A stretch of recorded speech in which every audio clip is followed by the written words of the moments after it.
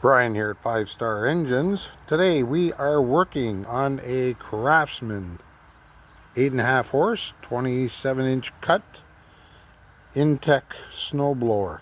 Gentleman took it a couple of places and they changed this and changed that, and well, he's having no success, and he wanted this machine looked at to get an assessment of what's wrong. He was told it wouldn't run. And I don't know exactly how old it is, but one of the things I like to do is check compression, and well, I'll tell you, I could just pull this with a couple of fingers. We're really suspecting here that there is no compression on this. So that's an easy check when you get a machine in that won't run. Don't use the electric starter. Electric starter is going to spin it over. You're not going to know nothing. But when you can reach down, and I got one little finger there, and you can see I'm pulling that and it just goes like nothing. And that'll tell you right there that this thing's low on compression.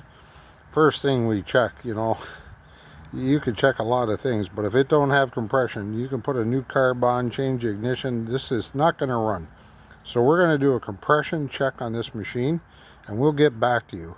This is Brian at 5-Star Engines. Please subscribe and like my channel.